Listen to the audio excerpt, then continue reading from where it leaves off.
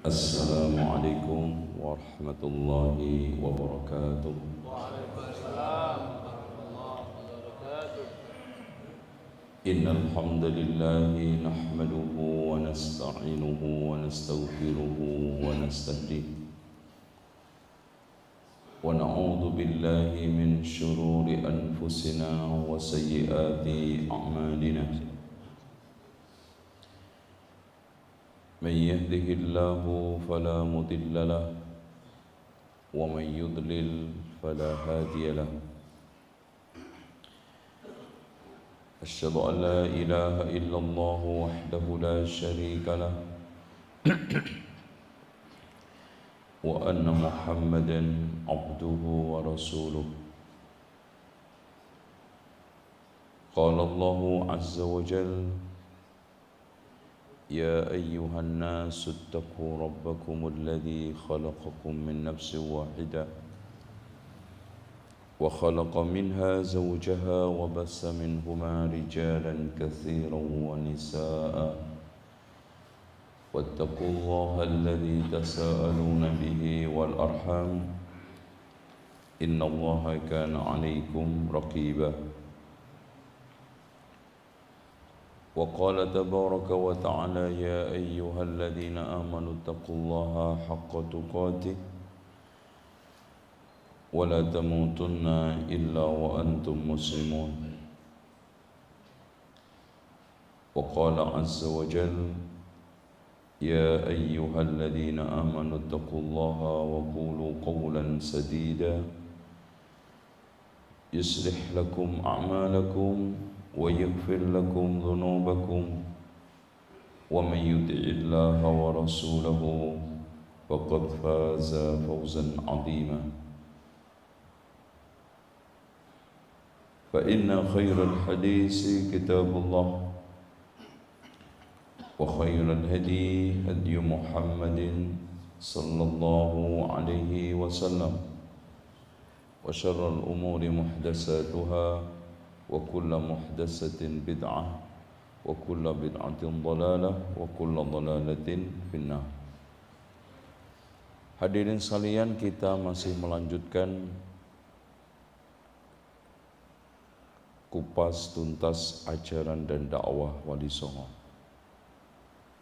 yang tadi malam kita sudah jelaskan Islam atau sejarah umat manusia dari mulai Adam sampai berdirinya kerajaan Demak. Saya kira tidak usah saya ulangi. Adapun yang tidak mengikuti bisa minta rekaman panitia. Sebelum saya memulai untuk menelusuri jejak sejarah dakwah dan ajaran Wali Songo, saya ingin sampaikan sejarah atau manuskripsi yang dijadikan rujukan untuk menulis sejarah di Indonesia, terutama sejarah dakwah Wali Songo.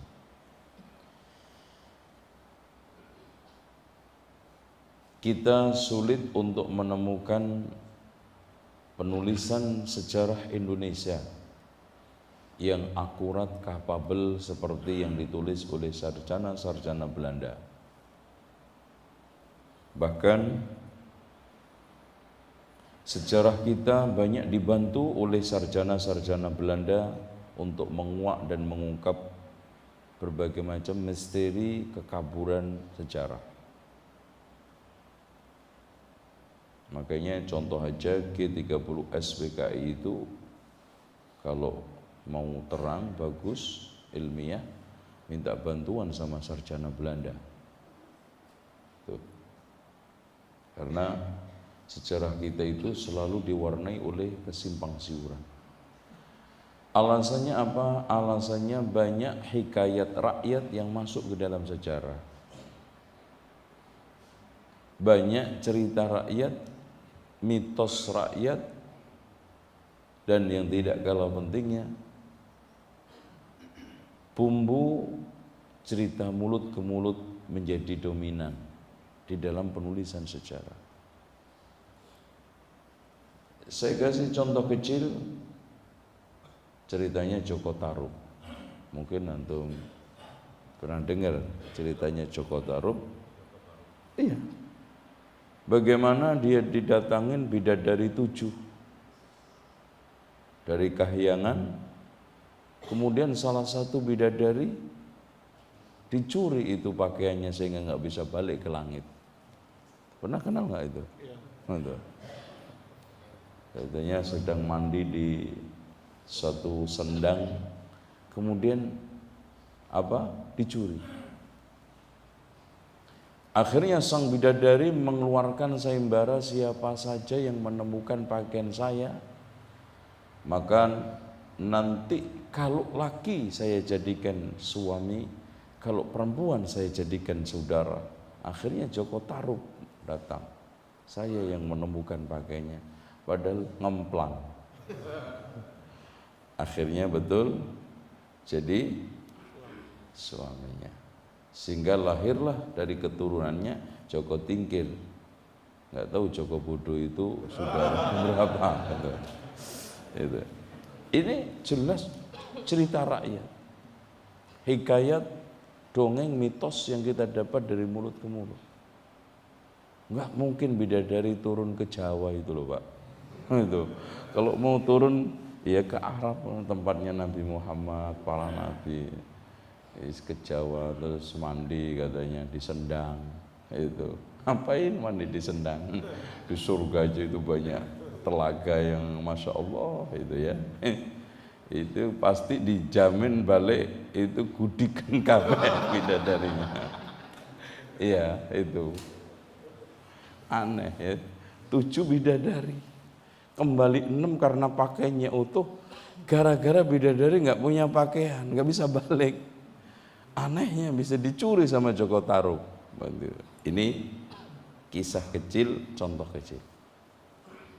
Nah, hadirin sekalian, sumber penulisan sejarah Jawa, Indonesia terutama, itu ada 5 sumber. Yang pertama, Negara Kertagama. Ini tulisannya salah seorang penulis sejarah Kerajaan Majapahit dan pelaku sejarah. Makanya di antara sekian sumber ini yang paling agak mendekati, agak sedikit lumayan.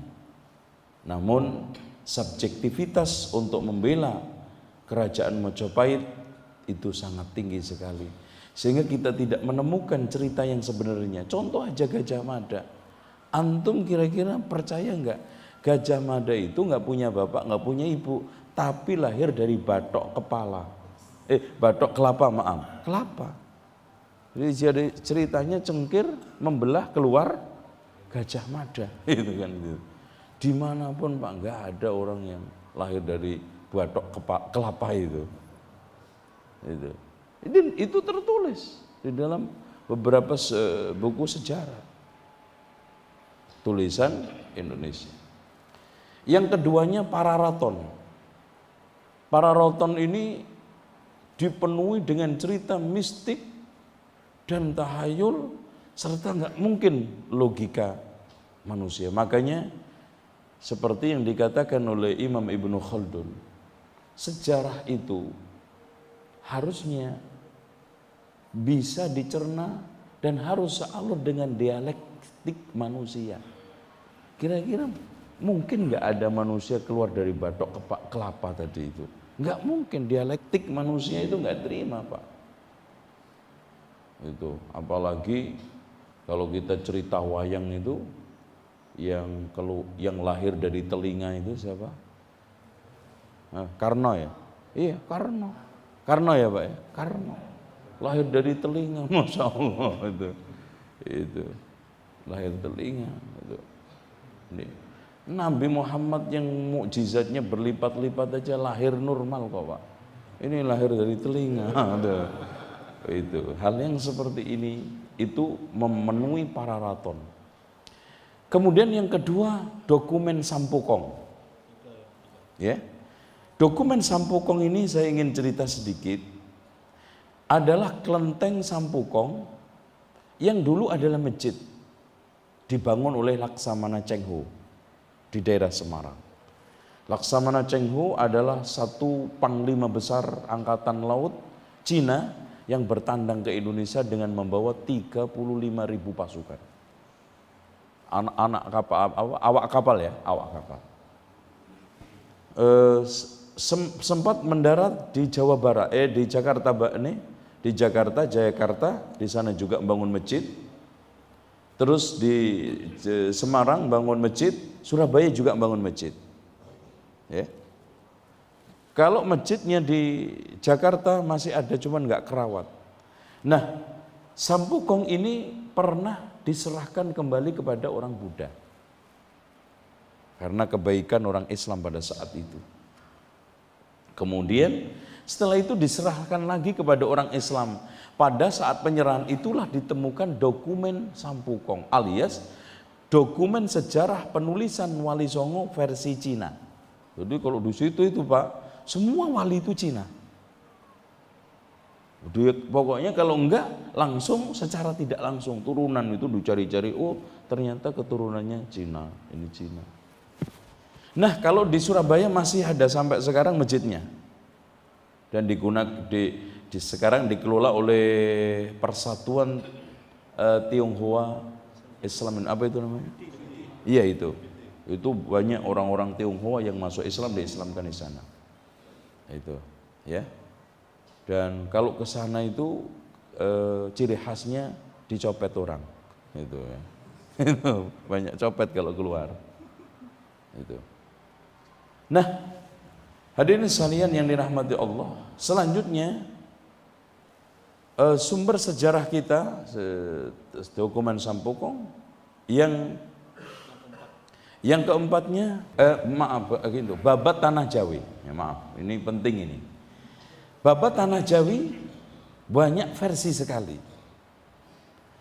Tapi versi yang paling kuno adalah Babat Tanah Jawi, cerita Jawa dari cerita manusia dari mulai zaman Nabi Adam sampai kerajaan Islam Mataram. Ini juga menjadi sejarah. Tapi sayangnya itu tadi, muatan mayoritasnya adalah ditulis dari hikayat, dongeng, cerita rakyat. Makanya hadirin sekalian sepakat, ahli sejarah tidak berani menulis sejarah Indonesia, ya, sejarah Indonesia pada zaman sebelum Diwoto Cengkar. Karena hampir nyaris semuanya adalah wayang. Wayang. Dan itu diambil dari Mahabharata sama Ramayana. Kalau Mahabharata versi Hindunya, kalau Ramayana versi Buddhanya. Islam juga punya versi.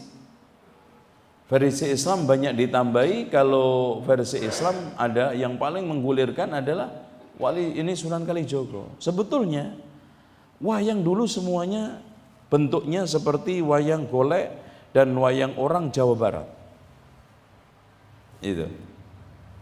Cuman ketika itu terjadi debat sengit di Masjid Demak antara Sunan Giri dengan Sunan Kalijogo soal masalah perwayangan. Apalagi ketika saat Masjid Demak ingin diresmikan, maka Sunan Kalijogo usul sezogyanya kita resmikan dengan pertunjukan wayang kulit semalam suntuk di masjid. Akhirnya Sunan Giri marah. Ini apa-apaan? Akhirnya Sunan Kalijogo dipanggil. Kalijogo, ya, kamu katanya usul mau ada pertunjukan wayang kulit di masjid. Musik itu kan haram dan wayang itu patung. Gimana masuk ke rumah Allah Subhanahu wa taala? Akhirnya pada saat itu karena Sunan Giri itu sangat wibawa, ya, walaupun asal usulnya juga masih perlu didudukkan. Nanti mudah-mudahan kita bisa cerita di akhir, kita bisa runut, ya. Intinya dia itu cucunya Bupati Blambangan, ya. Itu karena ceritanya Maulana Ishaq ya, Maulana Ishaq itu bapaknya menikah dengan anak Bupati Belambangan, cuma panglimanya, patihnya yang namanya Bajul Sengkoro itu punya sirik hati. Akhirnya memberikan masukan kepada bab ini Raja Belambangan, Tuan, kalau ini orang tetap dipertahankan di Jawa, ini bisa merusak adat istiadat luhur Jawa. Akhirnya dia diusir dalam keadaan anaknya hamil. Nah, yang di dalamnya itulah hamil Sunan Giri, Raden Paku.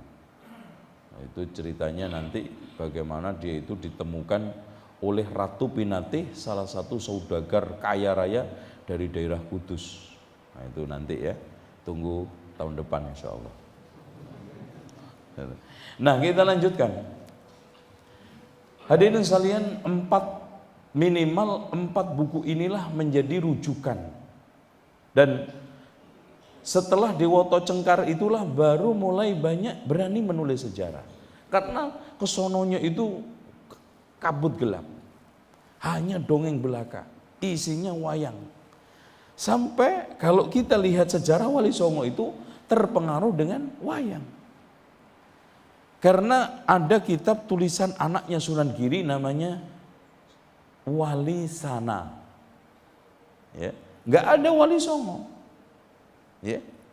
Karena faktanya wali itu juga bukan 9. Nggak ada. Bahkan lebih. Itu. Ternyata wali 9 itu wali yang mereka anggap Jawani. Apa Jawani, Mas? Karena wali-wali yang lainnya itu masih Arab. Kurang bisa memahami kejawenannya, kejawaannya. Sehingga yang ditonjolkan di antara yang Arab itu cuma satu yang betul asli Arab, Syekh Maulana Malik Ibrahim.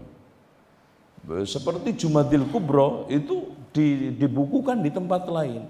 Apalagi Jamaluddin, Alauddin, Syekh Maulana Malik Israel, Syekh Maulana Ishaq, itu semuanya hanya beberapa lembar ceritanya. Ini yang kita sayangkan. Apalagi hadirin sekalian, seorang hebat yang tadi malam kita ceritakan, ini kita sayangkan tidak menemukan sejarah yang cukup akurat, cukup bagus untuk menelusuri secara detail pri kehidupan dan biografi beliau, yaitu Syekh Maulana Malik Ibrahim. Ya, ini nah, kita usut dari secara sekilas. Hadirin sekalian, tadi malam juga sudah saya sampaikan Dewoto Cengkar itu adalah Raja Jawa yang memiliki kerajaan Medang Kawulan yang posisinya disinyalir oleh ahli sejarah tempatnya antara Bluro dengan Purwodadi. Kemudian pada tahun 68 Masehi diserang oleh Aji Saka, yaitu anaknya Nawasaka dari India. Nah, sejak itulah maka pengaruh budaya dan kultur India mempengaruhi Jawa. Dan sejak itulah Hindu mulai masuk dan mempengaruhi Jawa, dan ini yang saya maksud adalah Jawa besar. Karena Jawa itu terbagi menjadi 2, Jawa besar yaitu meliputi Malaysia, Singapura, Sumatera, Jawa sampai Bali. Makanya kenapa dikatakan Jawa dari kalimat Dowo? Karena Aji Saka setelah masuk dan menjajah, menaklukkan, ini pulau kok Dowo banget. Akhirnya Jawa. Atau disebutkan karena setelah dia masuk ke sini menemukan tumbuh-tumbuhan yang sangat banyak sekali buat untuk kehidupan yang mirip-mirip itu padi, yaitu Jawa Wood. Sehingga sejak itulah disebut Jawa. Di DJ itu di dalam ejaan kita itu tidak terlalu beda, D ya J ya D ya, Jawa. Nah, Dawa juga gitu, Dawa ya Jawa, dan hampir mirip.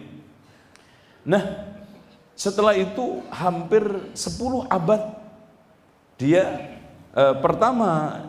dia mencoba untuk mempertahankan ibu kota Medang Kawulan, tetapi akhirnya kurang strategis, dipindah oleh anaknya Aji Saka yang kedua, ke daerah Mataram, yaitu Prambanan, yang meliputi kekuasaannya Jogja, Klaten dan sekitarnya. Di sanalah dia hidup dan akhirnya dia membangun suatu karya arsitek. Ya, terus terang hadirin sekalian, lepas dari agama, perlu diketahui bahwa karya arsitek, ilmu pengetahuan dan juga ini budaya itu sangat maju. Coba bayangkan ketika Borobudur dibuat, dan ketika itu Prambanan, kalau Borobudur miliknya Buddha, kalau Prambanan miliknya Hindu, itu Eropa belum punya apa-apa. Belum punya, Pak. Sampai hari ini mereka tidak punya kebanggaan. Paling menara miring yang ada di Prancis itu, ya. Apa itu? Italia. Itu dong. Iya.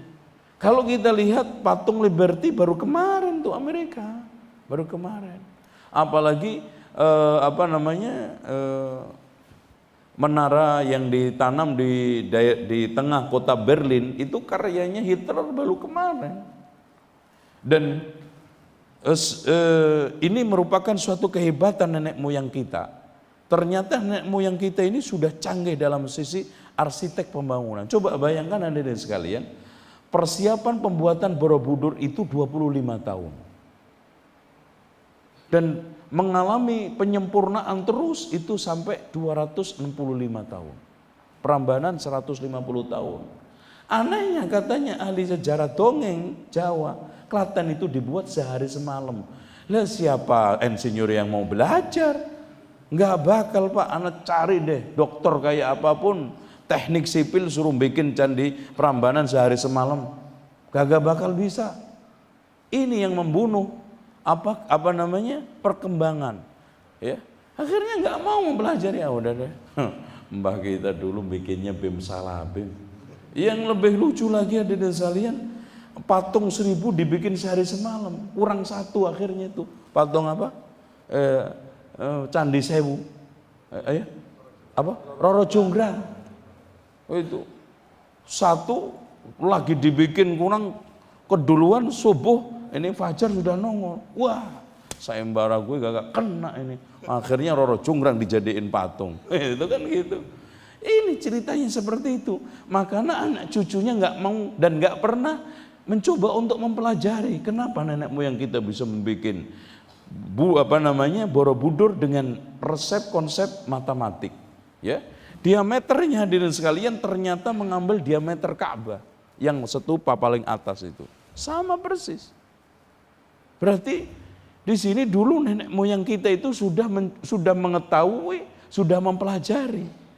Ingin niru diameter Ka'bah dan tempat suci karena itu rumah ibadah pertama kali didirikan. Sama itu diameternya. Yang paling atas, yang diletakin itu berapa itu? Iya, terus tengahnya paling tinggi itu. Nah, itu ini karya. Kenapa? Karena Mataram selama 10 abad jarang dirundung konflik. Konflik yang menimpa bangsa kita sejak zaman dulu itu selalu hegemoni kekuasaan.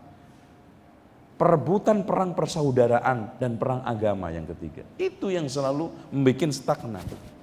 Ya. Untuk masalah perang agama, maka muncullah pecah belahnya Kertanegara. Sampai anaknya yang satunya Buddha, yang satunya Hindu, bapaknya enggak Buddha enggak Hindu. Bikin agamanya sendiri, membikin agama sendiri. Apa? Siwa Buddha. Siwa mewakili Hindu, Bu itu Buddha, Jawa. Jadi Jawa ada, Buddha ada. Karena Jawa itu maksudnya animisme. Animisme ada, Buddha ada, Hindu ada. Dioplos. Itu. Kalau oplosan obat serangga sama autan jadinya cukrik. Gitu. Diminum mendem. Nah, kalau oplosan agama itu dimanapun nggak bakal terima. Makanya dari sekalian dia akhirnya nggak diterima orang Hindu, nggak diterima orang Buddha, nggak diterima orang Jawa. Saat diserang oleh Kebulaikan untuk pembalasan Jayakatwang, nggak ada yang bela, terbunuh dia. Itu. Nah akhirnya ada di sekalian kita jam berapa Pak? Lu jam 7 sudah? Belum? Masih ada waktu ya? Insyaallah. Nyampe enggak ya? Nah, bismillah. Karena kalau sejarah itu enggak diceritain runut itu jadi enggak enak. Makanya mendingan diputus daripada enggak runut. Dilanjutkan nanti gitu kan. Tahun depan. Iya, tahun depan. Hadirin sekalian kita lanjut. Nah, setelah itu karya pertaniannya jadi surplus di daerah sekitar Tulanggu, Masya Allah, Klaten itu sebetulnya karya Mataram Hindu. Itu. Kenapa? Karena nggak ada konflik-konflik itu. Mau pembangunan maju, coba bayangkan berapa ribu tahun Mas. Hampir lebih dari sekarang itu 2000 tahun lalu. Mataram itu. Kemudian setelah itu muncul Mojopahit, itu perang saudara para Grek. Jadi ada perang agama, ada saudara, ada konflik hegemoni kekuasaan. Hegemoni kekuasaan ini lebih ditunjukkan antara Singosari dengan Singosari dengan Kediri. Terus perang karena apa? Perebutan kekuasaan. Hancur. Ini enggak, masalah pembangunan maju. Makanya sampai saat ini pun antum lihat pada zaman Orde Baru lebih maju pembangunannya karena tidak dirundung berbagai macam konflik vertikal horizontal, konflik agama minim, konflik kekuasaan minim, perang saudara nggak ada. Akhirnya maksimal sekarang. Itu. Apa yang sekarang dicapai pembangunan? Jalan baru dibangun. Dites hujan doa aja udah ambrol. Jadi seumur hujan kata orang kalau jalan. Jembatan jatuh. Ini. Oleh karena itu hadirin sekalian, kita coba untuk meredam 3 konflik ini dengan cara apa? Dialog, komunikasi. Sebetulnya hadirin sekalian, tentang masalah kerukunan umat beragama di Madinah dengan adanya piagam Madinah itu sebetulnya sudah pas. Masalahnya kita itu kadang-kadang dicampur aduk. Mana wilayah muamalah, mana wilayah lakum dinukum waliyadin. Itu, ini nanti lain. Nah hadirin sekalian, langsung setelah terjadi perang para Grek, maka Daulah Utsmaniyah yang ketiga itu dari Bayazid menuju Mahmud pertama mengirim beberapa orang untuk membenahi Jawa.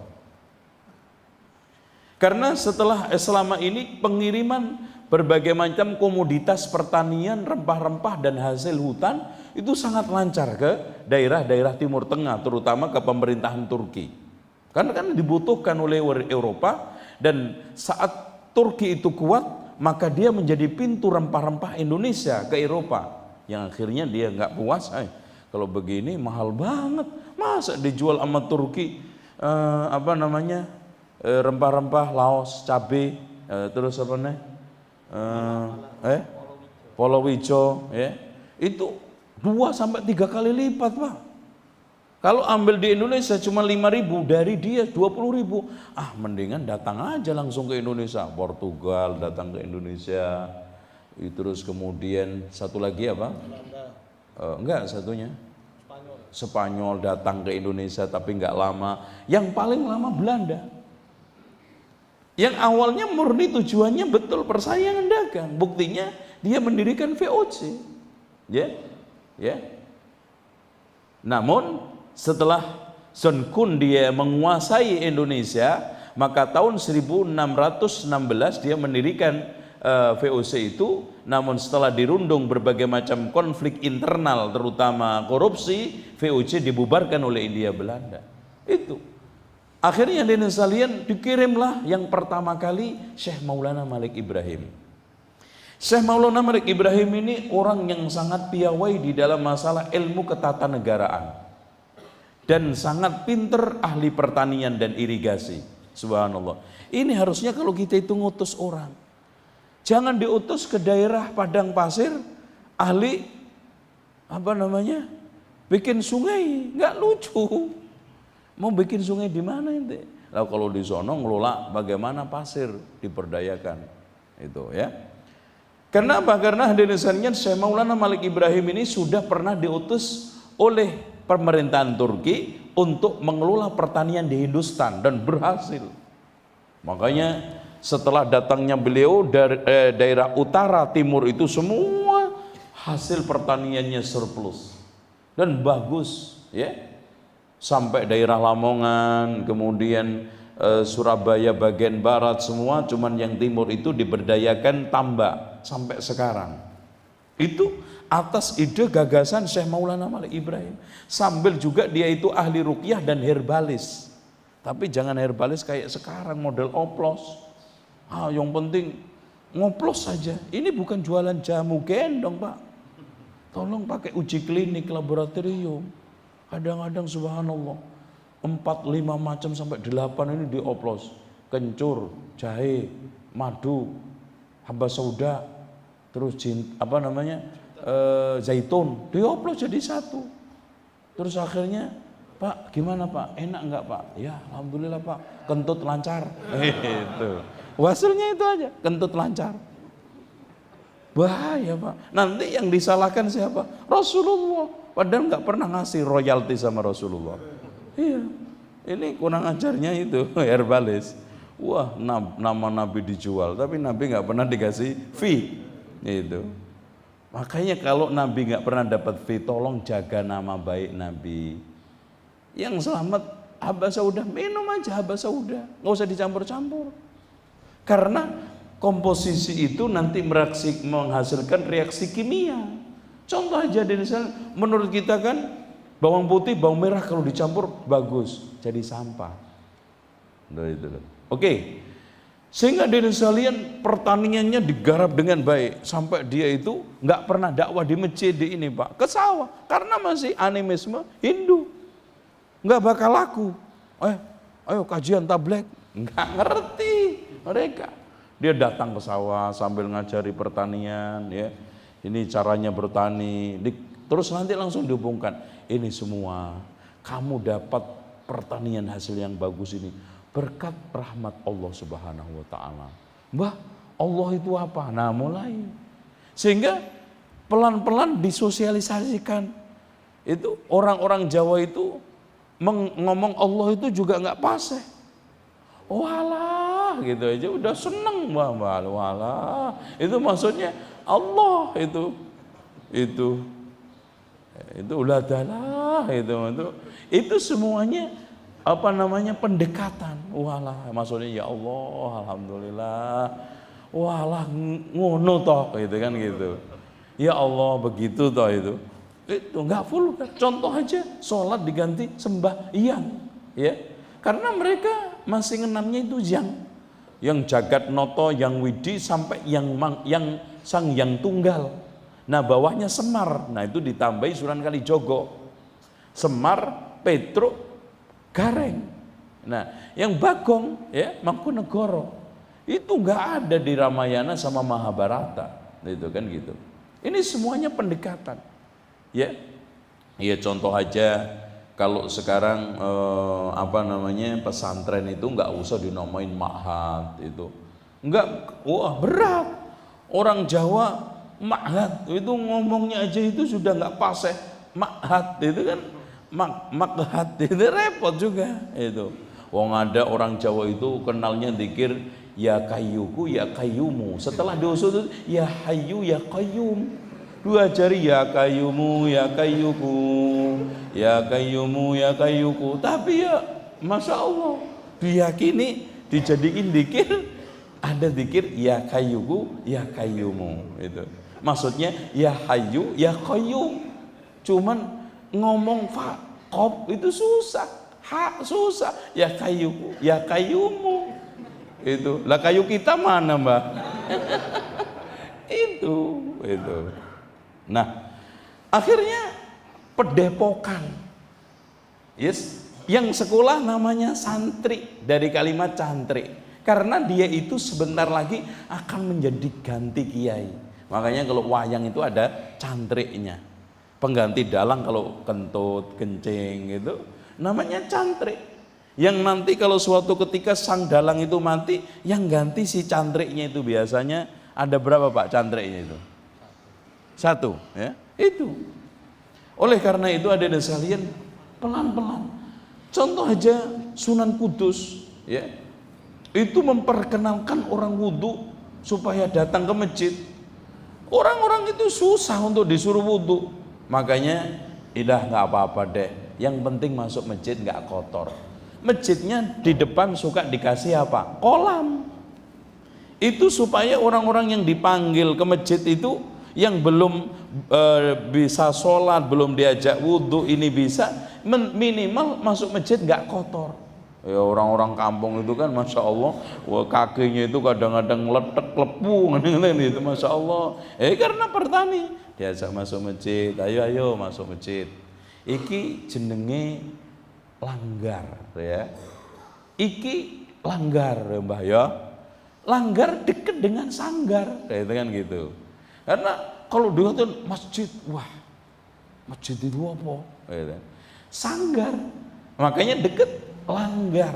Makanya diberitahu mbah-mbah sekalian, saudara-saudaraku, dulur, sholat itu bukan hanya boleh di sanggar, sembahyang itu juga boleh dilanggar. Wah seneng dia, wah ternyata sholat itu boleh dilanggar, itu. Akhirnya dia datang langgar pelan-pelan sholat. Nah akhirnya kadang-kadang sholatnya cuma kena 3 waktu. Nah itu akhirnya apa? Mungkin walinya sudah pulang, balik lagi nggak bisa, yang diajari hanya sholat 3 waktu tok. Akhirnya sampai sekarang diyakini sholat itu cuma 3 waktu, karena sisanya belum diajarin, belum terbiasa. Makanya hadirin sekalian, intinya dakwah wali itu masih perlu disempurnakan. Makanya dialognya Sunan Ampel sama Sunan Kudus, sama juga dengan Sunan Kalijogo. Sunan Kalijogo itu kan sangat kental tradisi ya, dan sangat ngenjawani gitu. Jawanin itu membumikan Islam di Jawa dan mengkristalkan Jawa ke Islam sehingga muncul Islam sinkritisme. Apa itu Islam sinkritisme? Tafsiran kebatinan dan kejawen. Itu dikritik. Bukankah tradisi-tradisi ini akan menjadikan bid'ah di dalam agama? Katanya Sunan Kudus, enggak Mbah, iya Mbah. Tapi memang untuk saat ini perlu pendekatan.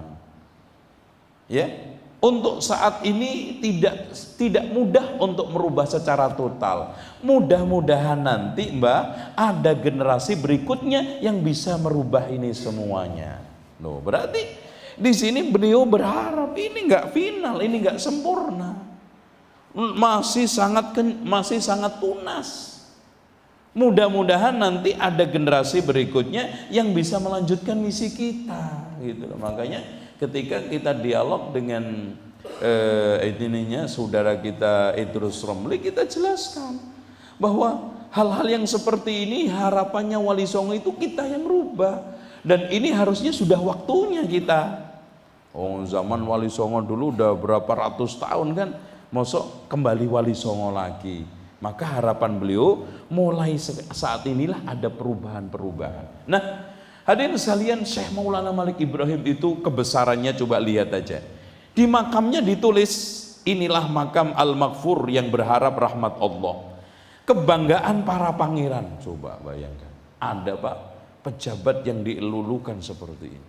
Karena memang sudah disetel Turki, karena Turki dulu pada zaman Muhammad Fatih ingin menaklukkan Indonesia, ingin menjadikan Indonesia itu langsung di bawah kekuasaan Turki karena sudah terkenal, Pak.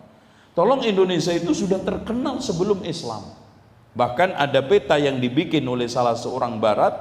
Peta itu dibuat ya 350 sebelum Masehi.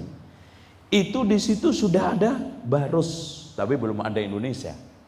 Karena Indonesia itu baru disebut 68 itu baru dinamai Jawa, kemudian dinamai Nusantara oleh Gajah Mada. Indonesia baru kemarin, Indonesia gitu ya. Jadi Indonesia ini negara yang sangat muda, makanya apapun belum punya definisi, ya. Apapun belum ada yang kita bisa ciriin khas. Contoh aja, ciri khas masjid Indonesia itu kayak apa? Ayo. Masing-masing daerah punya ukuran sendiri. Karena apa? Beda dengan Cina, yang sudah memang apalagi Mesir, ya. Apalagi Mesir, sudah apalagi India, sudah masya Allah besar, ya gitu. Nah, disebutkan sendi para sultan dan para menteri, penolong fakir miskin, subhanallah, yang atas, yang bawah, yang tengah kena semuanya. Yang berbahagia lagi syahid, cemerlangnya simbol negara dan agama, Malik Ibrahim yang terkenal dengan kakek bantal karena menjadi tumpuan banyak orang. Allah subhanahu wa ta'ala meliputinya dengan rahmatnya dan keridhaannya. Telah wafat pada hari Senin 12 Rabiul Awal 822 Hijriah. Allahu Akbar. Ini tokoh, dan inilah kalau ada insya Allah bisa jadi pemimpin Indonesia, bisa menjadikan rakyat fakir miskin juga subhanallah, yang pangeran, yang menteri, yang raja tunduk, yang sultan tunduk, ya. Makanya dikandidatkan oleh pemerintah Turki, kalau Indonesia sudah di bawah pemerintahan kita, maka dialah yang menjadi pimpinan, walinya. Wali itu istilahnya makanya dulu zaman Umar kan waliyu al-Basra Abu Musa al-Asy'ari kan gitu. Wali itu petugas yang ditetapkan oleh raja pusat, oleh khalifah pusat untuk ditugaskan di situ. Makanya ini juga sama, wali songo kalau ada benar, ya. Nah, ini sekalian, saya ini jadi bingung yang mana yang didahulukan. Ana perlu menyampaikan wali songo, ya. Hadirin sekalian, wali itu petugas tadi. 9 yang dikirim Turki untuk membenahi Jawa, apalagi pasca perang Paragreg yang ancur-ancuran Jawa, hasil pertanian hutan rempah-rempah sudah tidak terkirim lagi ke Turki. Akhirnya dikirim orang 9 tadi, berbagai macam ahlinya, ada yang irigasi, ada yang itu tadi. Nah, hadirin sekalian, Wali Songo ini pertama kali yang menggulirkan adalah murid-muridnya Panji Notoroto, ya. Sebetulnya wali itu lebih dari 20. Kenapa Songo? Karena yang 9 inilah dianggap bisa mewakili semua wali dan hebat karena orang Jawanya. Ini sudah ada anti Arab. Nah, hadirin sekalian, perlu diketahui bahwa Wali Songo ini sebetulnya cerita pengambilan dari cerita wayang. Karena di dalam pewayangan itu dewa Jagat Noto, Jagat Noto, ya. Itu ada 9, ya, karena pancer itu ada 8, yang paling tengah-tengahnya adalah itu 9 jadinya. Maka masing-masing pancer ini ada walinya, pancer utara, selatan, timur, barat, pojoknya 4 berapa? 8, yang tengah 1, sehingga dibutuhkan kalau di dalam cerita Hindu Budanya dewa 9 itu adalah dewa paling menentukan, itu yang dikepalai oleh Jagat Noto.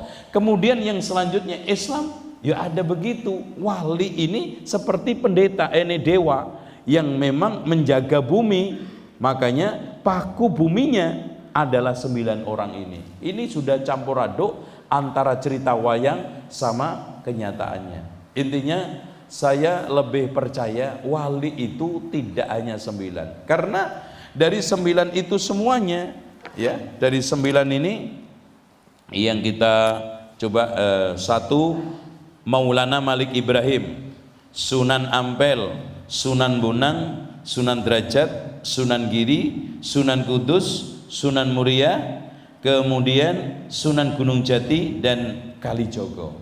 9. Mana sekarang ini Syekh Alauddin, Syekh Jamaluddin, Syekh Subakir, Syekh Jumadil Kubro, nggak ada. Syekh Maulana Malik Israel nggak ada. Bahkan Sunan Geseng juga nggak masuk di sini.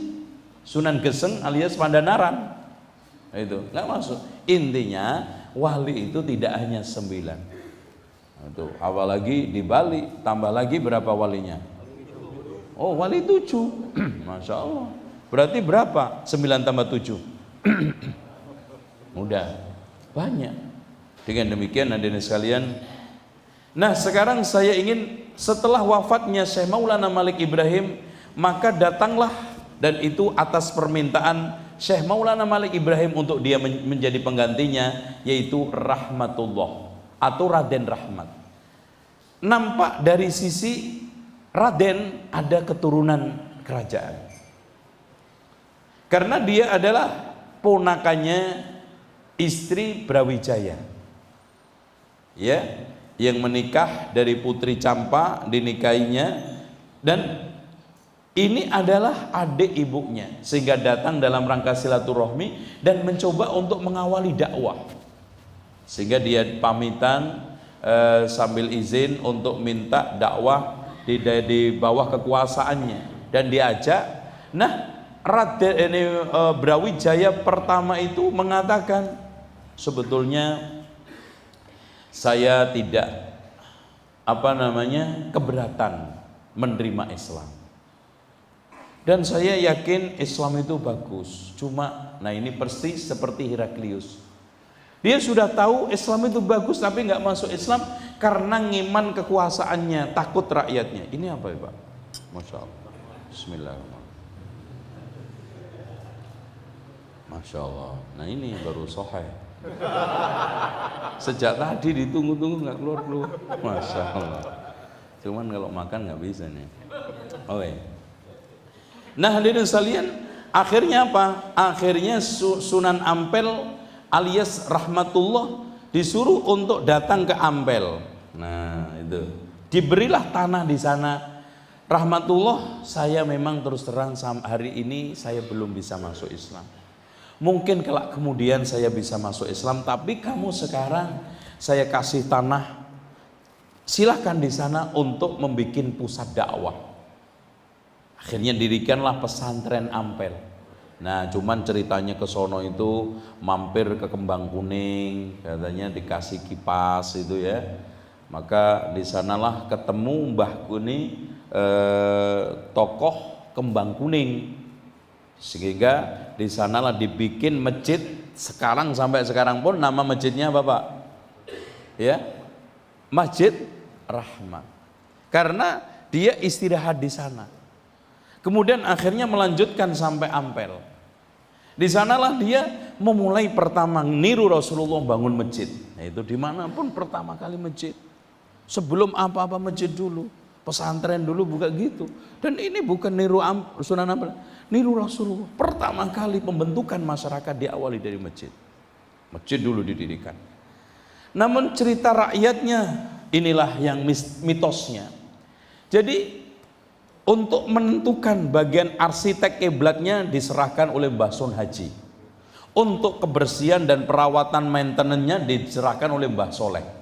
Jadi Mbah Soleh ini maintenance masjid, sementara Mbah Sun Haji untuk menentukan arsitek bangunan, khususnya menetapkan arah kiblat. Sejak itulah dia dijadikan sebagai ahli kiblat untuk membangun masjid di sekitar daerah Surabaya sekitarnya. Namun pernah Mbah Sun Haji itu difitnah orang. Mbah Sun Haji itu keahliannya itu ngaspo. Ngaspo itu apa? Omong kosong. Itu kiblatnya bisa meleset. Akhirnya dengar Mbah Sun Haji, orang-orang yang meragukan itu dikumpulkan semua ke Masjid Ampel. Kemudian Ampel itu imamnya begini dibolongin. Maka dilihat dari situ langsung lihat Ka'bah. Sejak itulah dia juga disebut Sunan Bolong. Oh itu Sunan Bolong. Coba hadirin sekalian, Google aja kalah. Wah, itu kan gitu. Padahal Google itu ditemukan berapa ratus tahun kemudian. Mbah Sun Haji sudah bisa melihat langsung dari Masjid Ampel Ka'bah kelihatan. Wah, tuh. Gimana menurut kalian? Wah, ya Mbah. Pokoknya sejak hari ini saya akui kehebatan Mbah untuk menetapkan arah kiblat. Wah, sejak itu terkenal Mbah Sun Haji ahli arah kiblat, nggak salah. Tapi banyak masjid miring semua sekarang, salah kiblatnya. Ini menyelisih Mbah Sun Haji. Itu kekernya Mbah Sun Haji itu nggak dirawat dengan baik, ya kan gitu. Ini jelas mustahil, Pak. Sehebat-hebatnya orang, ya. Anehnya di dalam kisah lain itu ngambil daun pisang dilinting, kemudian dikeker. Itu Masya Allah. Subhanallah, Pak. Oh, itu alat yang sudah dibeli 150 juta oleh Depak untuk melihat bulan aja, kadang ketemu kadang enggak. Ini cuma lintingan daun pisang itu bisa ngelihat Ka'bah gitu loh. Allah, aneh-aneh. Nah, yang selanjutnya Mbah Soleh. Wah, Mbah Soleh ini ahli maintenance. Masjid itu selalu clean, bersih. Nah, suatu ketika Mbah Soleh itu meninggal dunia. Orang yang tukang rawat masjid yang sebersih ini itu nggak ada. Akhirnya Mbah Ampel mau sholat begini lagi, mau sholat, waduh ini masjid kumuh semua. Coba kalau Mbah Soleh masih hidup, masjid nggak kayak begini. Tiba-tiba Mbah Soleh hidup. Kunculuk. Wah, akhirnya nyapu masjid lagi. Nggak selang lama, berapa bulan mati itu Mbah Soleh. Ya akhirnya apa? Mbah Ampel ngeluh lagi, waduh ini coba Mbah Soleh kalau masih hidup masjid nggak mungkin hidup lagi. Sampai 9 kali, Pak. Coba bayangkan. Makanya di Ampel itu ada orang yang punya kuburan 9. Siapa itu? Ya Mbah Soleh. Anehnya pernah dibongkar bener, yang ada manusianya cuma 1 tok. Ini nggak mungkin, Pak. Anehnya sampai sekarang pun orang banyak mengirim kalau di sana lagi nyekar, lagi ziarah, ila hadrati as-sahib qabr at-tis'ah al-fatihah, kepada pemilik kuburan 9 al-fatihah, dikirim. Padahal yang isi cuma 1 tok. Ini mirip seperti tindakan Umar. Pernah zaman Abu Musa al-As'ari ketika jadi gubernur, di bawah wilayahnya ketemu kuburannya Daniel. Daniel itu salah satu nabi pada zaman Nabi Bani Israel. Akhirnya banyak orang yang mengkultuskan, sehingga Umar bin Khattab punya ide, ini kalau nanti dibiarkan kuburan ini bisa dikeramatkan. Akhirnya pada waktu malam hari dia bikin 13 lubang, 13 lubang, sehingga saat malam hari nggak ada orang sama sekali kecuali beberapa orang yang telah ditetapkan oleh Umar bin Khattab radhiyallahu an, maka dikuburlah di salah satu 13 lubang itu. Semua dibikin kuburan semua. Sehingga orang, mana nih ya kuburannya ini? 13 ini. Ini nomor sial ini kan gitu kalau orang cak. Akhirnya setelah itu sudah nggak ketemu lagi. Makanya dari sekalian sepakat para ulama, kuburan yang muttafaqun alaih jelasnya cuma 1, yaitu Rasulullah, yang mukhtalaf yaitu Ibrahim. Setelah itu enggak jelas. Makanya kalau ada klaim ini kuburan ini fulan, kuburan Nabi ini fulan, termasuk kuburan Nabi Syuaib, semuanya 90% diragukan. Yang muttafaqun alaih Rasulullah, jelas. Yang mukhtalaf masih apakah benar itu Ibrahim. Setelah itu enggak ada. Oleh karena itu pengkultusan kuburan seperti ini sudah sejak lama tumbuh muncul di kalangan umat Islam. Nah, hadirin sekalian, Mbah Ampel karyanya Masya Allah hebat. Kaderisasinya jadi semuanya, termasuk anaknya sendiri Sunan Bonang. Ya, kemudian menantunya yang hebat yaitu Sunan Giri. Sunan Giri itu nikah dalam 1 hari 2, Pak. Itu. Dan semua wali itu poligami. Itu rata-rata istrinya 3, 2, 4, Masya Allah. Makanya kalau ada yang nggak setuju poligami, ya Wali Songo itu salah semua berarti. Itu yang hebat Sunan Giri itu menikah 1 hari dalam 1 hari 2 kali. Putrinya Sunan Giri dan juga putrinya Sunan Ampel dinikah dalam 1 hari. Itu. Tapi antum jangan tiru ya, antum nggak sembodo kan gitu. Nah, hadirin sekalian, perlu diketahui bahwa Sunan Ampel sama Sunan Giri ini kenapa setelah Sunan Ampel wafat, kaderisasi pimpinan wali diserahkan kepada Sunan Giri. Karena Sunan Giri itu pinter baca kitab, dan beberapa kitab-kitab Arab itu menguasai, terutama Sunan Bonang. Coba bayangkan hadirin sekalian, di dalam kitab dokumen Kropa Virara itu merupakan suatu tulisan asli Sunan Bonang yang ada di Museum Ferrara Italia, yang terbuat dari lontar atau rontal, itu sama aja. Itu rujukannya sudah kitab-kitab Arab. Coba bayangkan, ya, terlepas dari di dalamnya itu terdapat penyimpangan, di situ rujukannya hebat, Pak. Qutul Qulub, terus kemudian Ihya Ulumuddin, beberapa kitab Arab sudah menjadi rujukan Sunan Bonang. Berarti sudah kenal Arab, ya. Dan kemungkinan besar dia di Arab. Cuma di sana ada cerita rakyat dongeng. Katanya Sunan Bonang pernah mau haji sama Sunan Kalijogo berenang. Subhanallah, Pak, Masya Allah. Itu berenang dari Laut Jawa sampai Mekah itu. Udah deh, ana jamin tenggelam di Selat Malaka tuh, mati deh. Itu, Pak, anehnya. Dan itu diceritakan Sunan Bonang itu haji, ini mau renang, itu subhanallah. Itu ini sehingga kapal yang canggih pada zaman ini Nabi Nuh kemudian diperbaiki oleh kekuatan Sriwijaya. Sriwijaya itu terkenal dengan maritimnya, Pak. Makanya perang dimanapun itu menang. Termasuk akhirnya Mataram diobrak-abrik, Mataram Hindu oleh Sriwijaya karena kekuatan maritimnya hebat. Nah, kenapa Wali Songo nggak mencoba menggali ini kok malah renang? Itu harusnya, wong Gajah Mada aja itu lawatan dagangan kapal itu sudah sampai Afrika. Makanya orang-orang Jawa di Afrika itu banyak masih, dan namanya masih Jawa. Dan bisa bahasa Jawa, tapi Indonesia nggak bisa. Di Afrika itu aja turunan orang Jawa dan jadi tokoh. Semua orang-orang yang pernah kerja di kedutaan Afrika itu paham. Itu orang Jawa. Itu. Oleh karena itu hadirin sekalian, hal-hal yang seperti inilah yang harus kita catat. Nah, yang lebih hebat santrinya. Bahwa santri anaknya sendiri Sunan Derajat, anaknya juga Sunan Bonang, menantunya Sunan Kalijogo, menantunya Sunan Giri, dan hampir seluruh santrinya nyebar ke seluruh Indonesia termasuk Sumatera. Cuman anehnya, nah kita mulai masuk cerita Sunan Giri. Sunan Giri itu anak Syekh Maulana Ishaq yang nikah dengan anak putri Blambangan, ya, yaitu Dewi Sekardadu.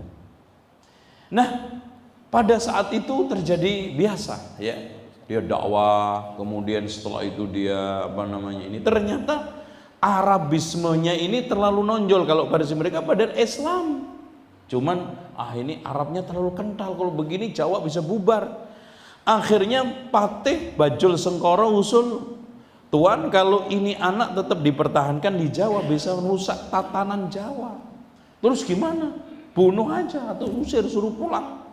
Akhirnya dipuluh pulang dalam keadaan Dewi Sekardadu hamil. Kemudian setelah itu, setelah lahir, maka diusul, wah ini Tuan, ini kayaknya anaknya ini nggak jauh-jauh dari bapaknya, ini bahaya juga, ini harus dilenyapkan juga. Terus gimana? Ya dibuang aja ke lautan. Jadi kayak cerita Nabi Musa. Akhirnya dibikinkanlah peti yang bagus, diletakkan bayinya itu Sunan Giri, maka dilemparlah, dibuang ke laut utara sampai ketimbul ngapung, itu larinya ke Bali. Di Bali sini ada pelayaran Ratu Pinatih, salah seorang janda kaya raya yang cantik, gak punya anak, nubruk kapalnya itu. Wah, kaget, apa nubruk karang? Akhirnya setelah ditengok ternyata kotak. Setelah disuruh ambil, ada bayi yang ganteng, Masya Allah. Wah, ini Ratu Pinatih bakal seneng. Udah gak punya anak, ini anak ganteng. Setelah ditunjukkan, wah senengnya iram-iram. Akhirnya dijadikanlah anak pungut. Sampai akhirnya menginjak usia remaja, maka dipondokkanlah ke pondoknya Sunan Ampel. Itu dipondokkan. Awalnya ini sang ibu angkat ini nggak tega karena anak satu-satunya, ya Allah, sedang lucu-lucunya. Namun alhamdulillahnya Sunan Giri punya karomah, kalau mau pulang Surabaya sama Gresik itu pantainya mendekat sendiri, tinggal melompat pulang, sehingga kalau mau pulang pergi gampang. Akhirnya diikhlaskan sama ibunya untuk mondok, karena kalau mau pulang itu tinggal lompat, pantainya mengkerut sendiri. Coba Pak bayangkan itu pantai mengerut.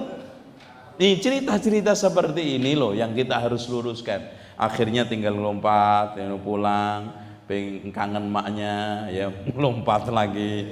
Nanti setelah lompat, pantainya melebar lagi kembali ke tempat semula, yaitu loh. Mau balik ke pesantren, nyiut lagi, gitu. Masya Allah, masya Allah. Nah, hadirin sekalian, mau Sunan Giri ini dijuluki Mufti Jawa karena kewibawaannya dan ketegasannya, terutama di dalam masalah menegakkan dakwah ala Alkitab wa Sunnah. Dia itu sangat antipati dengan cara-cara dakwahnya Sunan Kalijogo, dengan musik, dengan wayang, dan tegas sekali. Terutama terjadi perdebatan sama gurunya Sunan Ampel, dan ketika itu dia yang menopang, mendorong. Iya Mbak, nggak benar itu Mbak, masuk pertunjukan wayang kulit di masjid. Ini kan patung. Akhirnya Sunan Kalijogo merubah supaya nggak patung, wayang itu nggak mirip manusia, cuman dikasih selembar, matanya satu. Itu pun nggak mirip-mirip banget dengan bentuk manusia. Ya kan antum kalau lihat wayang itu. Kalau wayang golek, wayang ini masih mirip manusia. Itu rekayasa Sunan Kalijogo supaya nggak mirip makhluk, supaya nggak mirip patung. Gitu. Tapi ya tetap ini ngebentuk. Ya, itu sehingga ketika Sunan Giri itu berdakwah, makanya subhanallah Jawa itu semakin ijo ruyu-ruyu, semakin Islamnya itu bagus. Makanya Pak, Islam pesisir itu lebih murni daripada Islam tengah, apalagi yang Jawa Tengah sekitarnya, karena pengaruh Hadiwijoyo bersama maksud Hadiwijoyo adalah Joko Tingkir bersama Sunan Kalijogo yang mengislamisasikan Jawa Tengah dengan Islam warnanya, coraknya manunggaling kawula Gusti, yaitu ajaran Siti Jenar. Beda dengan pantai utara, karena ini pengaruh yang selalu membawa dari Syekh Maulana Malik Ibrahim ke Ampel, ke Giri. Makanya pada saat dikubur di masjid, kuburannya Sunan Giri, awalnya kan di masjid, anaknya marah-marah karena anaknya juga Masya Allah Islamnya tegas, nggak bisa dipindah. Setelah meninggal dunia dipindah ke kuburan, ke masjid lagi. Akhirnya cucunya mindah lagi, disembunyikan di mana nggak tahu. Itu pun hampir sampai sekarang Pak, diyakini bekas kuburannya Sunan Giri itu masih tetap kuburan, walaupun nggak ada, sinyalnya masih nyambung. Emang HP Pak itu, jadi sinyalnya nyambung itu. Jadi kalau ngirim di sini sama nembus. Ini ternyata diyakini juga di daerah India Pak. Orang-orang Muslim India itu membuat kuburan-kuburan imitasi Syekh Abdul Qadir. Karena nggak bisa langsung ke Irak, jadi di sana dibikinkan kuburan-kuburan imitasi yang diyakini kuburan itu bisa kontak, nyambung kontak, ada sinyalnya, ada nyambung batinnya. Jadi orang-orang yang ingin nyekar, ingin ngasih berbagai macam nggak usah ke sana, langsung ke situ aja, cukup. Bahkan nadariyah, sinyalnya insya Allah nyampe. Itu, ini sama. Nah, di sekalian, Sunan Giri itu paling banyak kultusnya, paling banyak cerita mistiknya. Yang nomor satu, pertemuan kontak batin makrifat dengan Siti Jenar. Awalnya katanya kenapa Siti Jenar itu hebat, karena pada saat Sunan Giri mengajarkan zikir makrifat, maka saat itu Syekh Siti Jenar mencuri dengan menjelma burung gagak. Coba manusia jadi burung gagak. Dari situlah dia mengambil berbagai macam petuah-petuah makrifatnya, sehingga yang membuat dia itu sakti itu. Gila katanya dia itu sakti karena memang sejak awal, karena Siti Jenar ini disinyalir anaknya Resi, ya, Kemudian setelah dia masuk Islam dikutuk oleh bapaknya jadi cacing. Kemudian saat Sunan Bonang ngadakan wejangan makrifat di perahu, maka perahunya bocor. Kemudian diambillah tanah itu untuk nemplok supaya nggak bocor. Ternyata nyangkut tuh cacingnya. Nah, dari situlah cacing itu dengar wejangannya Sunan Bonang yang akhirnya jadi lebih sakti, sehingga saat itulah dia menjelma manusia.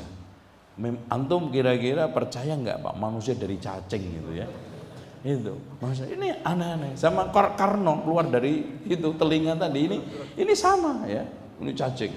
Nah, yang lebih hebat lagi hadirin sekalian, Sunan Kalijogo Sunan Giri pernah diserang ya oleh pasukan kerajaan Mojopahit. Wah, habis-habisan ya.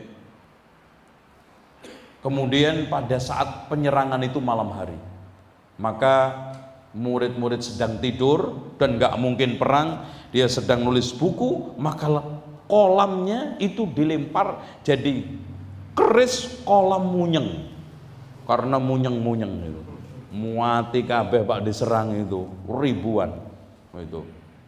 Apalagi tengkarnya dengan Begawan Minto Semeru. Antum tahu ya Begawan Minto Semeru?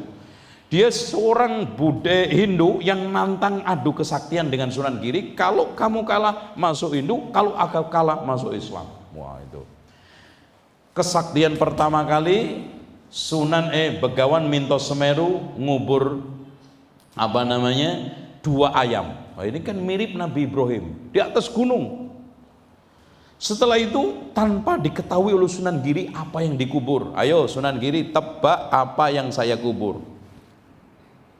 Katanya Sunan Giri, yang kamu kubur adalah dua ular naga besar. Wah, menang gue. Oh, saya tak kubur itu bebek kok. Itu kan gitu. Lah kan kamu nebak itu ular naga, terus kalah udah. Ayo. Berdua terbang, langsung nyampe di atas pucuk gunung. Masya Allah. Itu. Nah, itu kan begitu kalau di film itu kan.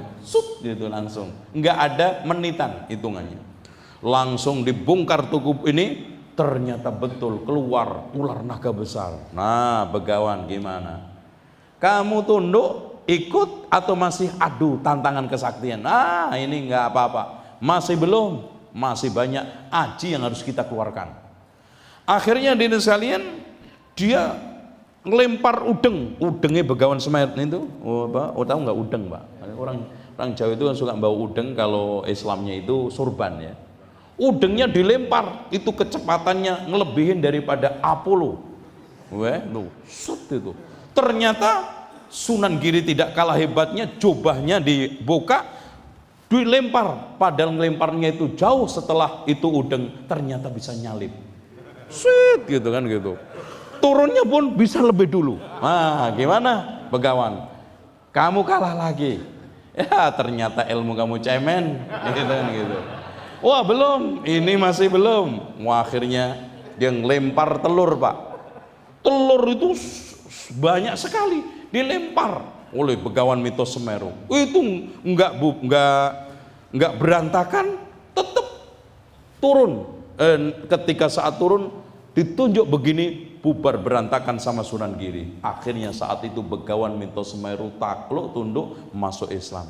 Bener enggak, Pak? Sampai ada lomba lempar coba, lempar udeng yang kecepatannya ngalahin pesawat ulang-alik gitu.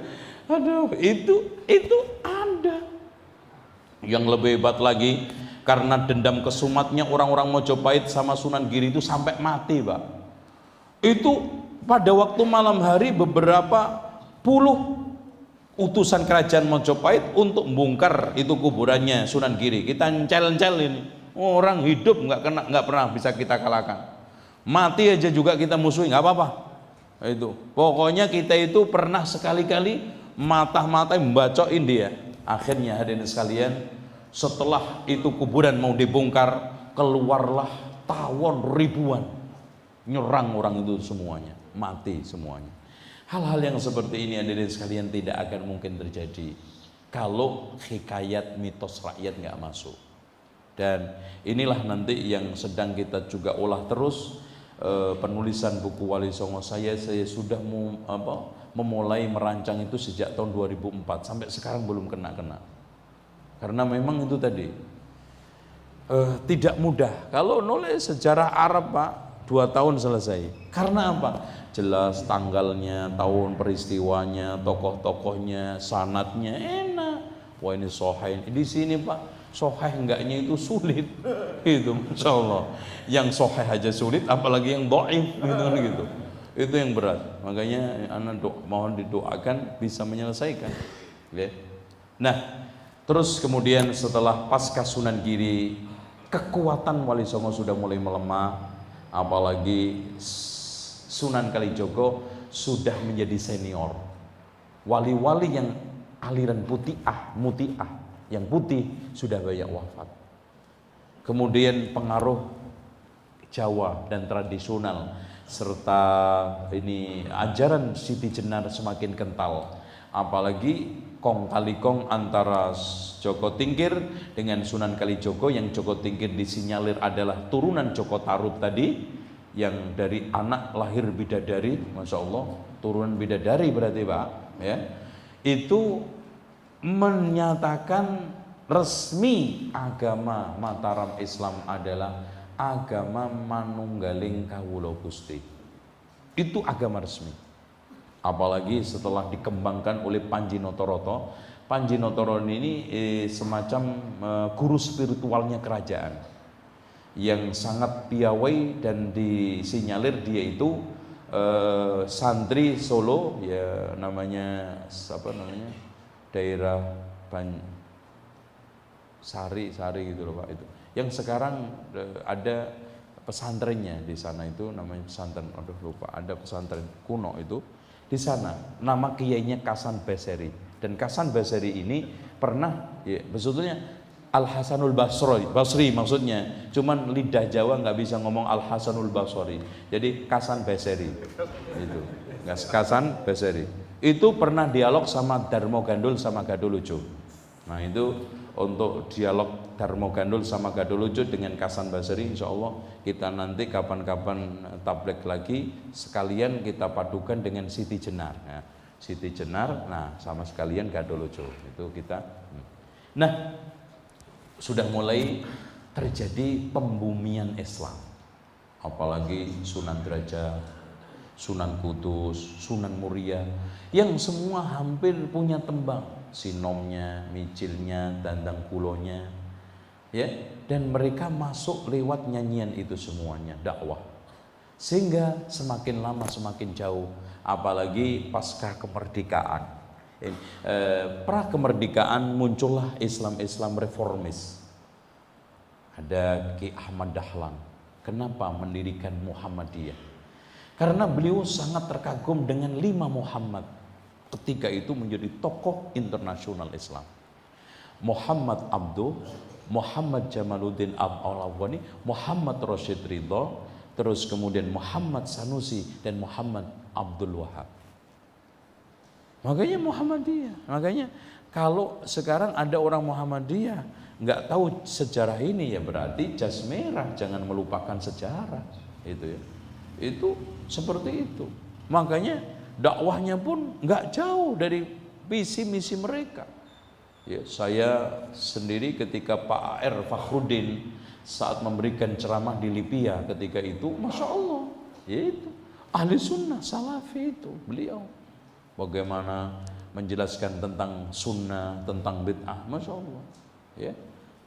Nah hadirin sekalian, kemudian muncul yang sebelumnya sebetulnya Cokro Aminoto adalah tokoh, Masya Allah. Perlu diketahui setelah muncul VOC, maka Samanhudi mendirikan SDI. Namun SDI itu tidak lama karena VOC dibubarkan, India Belanda mendirikan pemerintahan, dan Belanda itu menguasai Indonesia 350 tahun loh Pak, Masya Allah. Itu kalau nggak ikhlas dijajah nggak mungkin itu. Orang dijajah 350 tahun sampai betah itu nggak pulang-pulang itu kan. Itu saking ikhlasnya yang dijajah. Negara-negara lain itu nggak lama Pak, paling 30 tahun dong. Indonesia 350 tahun. Itu menunjukkan apa? Ikhlas. Gitu. Ya udahlah, mendingan dijajah. Buktinya juga sama rakyat sendiri lebih sengsara katanya gitu. Orang Indonesia punya prinsip itu. Makanya awet, mendingan begini, dibikinin jembatan kuat-kuat sampai sekarang nggak rusak, gitu kan gitu.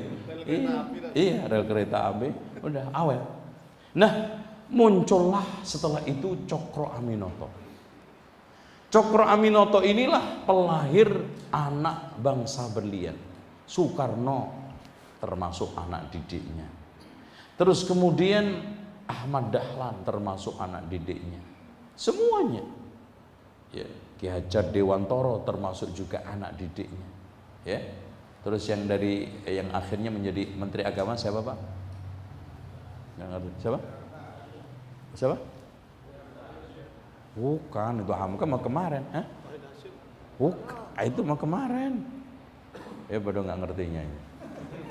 Jadi hadirin sekalian, setelah itu Soekarno menjadi wakil nasionalismenya. Akhirnya lahir, ya. Masya Allah, orang itu bisa satu pondok, satu padepokan, tapi akhirnya. Nah, bukan kalau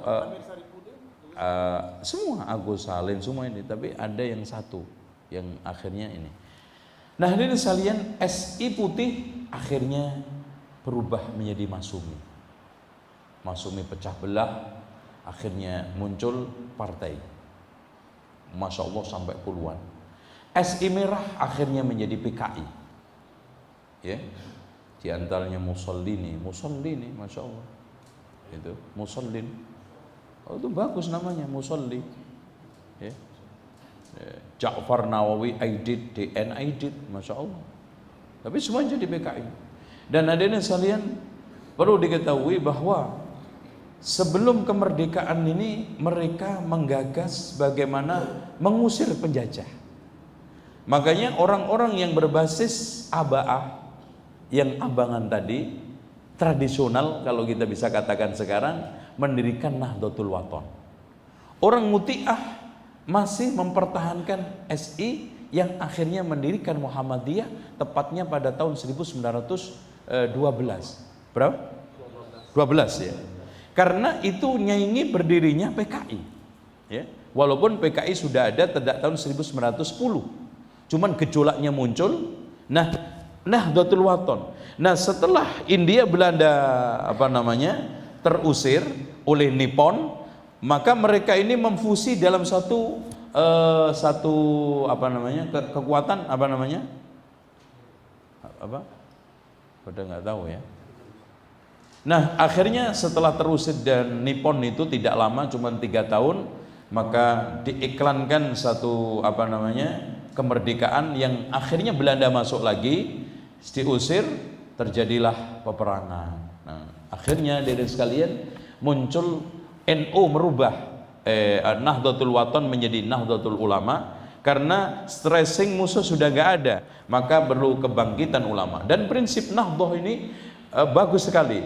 Kalau kita lihat di buku ke-NU-an dulunya, Nahdlatul Ilmiyah, Nahdlatul semua, cuman sekarang hampir sudah nggak ada lagi. Bahkan Nahdlatul Ulama di dalam buku ke-NU-annya itu prinsip NU ada 7. Di antaranya adalah di situ disebutkan memperjuangkan Islam murni, yaitu Islam yang berdasarkan Al-Quran dan Sunnah menurut tafsir 4 madhab. Tapi kenapa sekarang warnanya seperti itu? Terjadi distorsi. Sama Muhammadiyah juga terjadi distorsi. Yang perjuangan awal sudah mulai berbelok, dan itu ciri khas daripada perjalanan suatu organisasi. Rata-rata distorsi, berganti tokoh, berganti masa, berganti aja. Nah, akhirnya dari sekalian muncullah 3 kekuatan besar: PKI, Muhammadiyah, NU. Yang akhirnya pada saat perjalanan terjadi ledakan 3 kali. Tahun 12, tahun 48, puncaknya 62. 1912 telah membuat suatu keonaran dan bahkan terjadi pertempuran sengit dan pembunuhan yang ada di Bondowoso. Kemudian pada tahun 48 juga terjadi gejolak, puncaknya jenderal-jenderal itu puncaknya.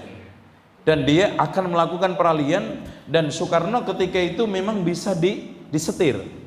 Kenapa? Sejak mulai dia menggagas Nasakom.